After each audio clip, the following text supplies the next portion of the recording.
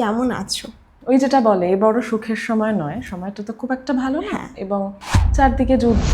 তোমার কি মনে হয় মানুষের ভেতরের যুদ্ধটা সব থেকে বেশি, না বাইরের সমাজের সঙ্গে যুদ্ধ করাটা সব থেকে বেশি?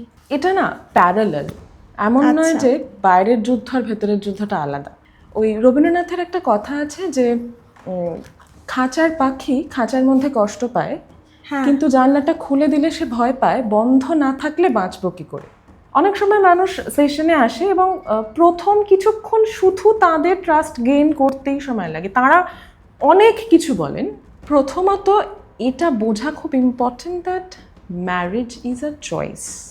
You are not born with the verdict যে বিয়ে জীবনে করতেই হবে। আজকের জেনারেশনে তো ডিভোর্সও বাড়ছে। ডিভোর্স দেখো, আগেকার যে জেনারেশনে ডিভোর্স হতো না, তার সবচেয়ে বড় কারণ একজন ডিপেন্ডেন্ট ছিল। এখন অপশন আছে তাই ডিভোর্স বাড়ছে, ডিভোর্সের ইচ্ছেটা বরাবরই ছিল। আজকের দিনে দাঁড়িয়ে বহু সন্তানরা বাইরে চলে যাচ্ছে, বাবা মায়েরা একা থাকছেন। সেই পরিস্থিতিতে কিভাবে ম্যানেজ করবেন situation? They are not aware of their pain. কষ্টতে অসুবিধাতে এত অ্যাকাস্টমড হয়ে গেছেন যে এটা আবার বলার একটা বিষয় তারা মনে করেন না। কোনো ঘটনা, সেটা যে কোনো ঘটনাই হতে পারে, যে কোনো মানুষের, সেটা চাকরি চলে যাওয়ার ঘটনা হতে পারে, সেটা খুব প্রিয় মানুষকে হারিয়ে ফেলার ঘটনা হতে পারে, সেটা বিচ্ছেদ হতে পারে। সেই যে একটা ভয়ঙ্কর কষ্ট, সেই জায়গা থেকে বেরিয়ে আসার উপায় কি?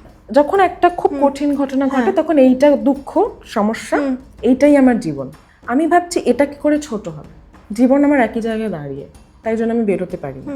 আমার জীবনটা বড় করতে হবে, আমার জীবনটা এতটা বড় করতে হবে যে এইটা একটা কোণে পড়ে থাকে।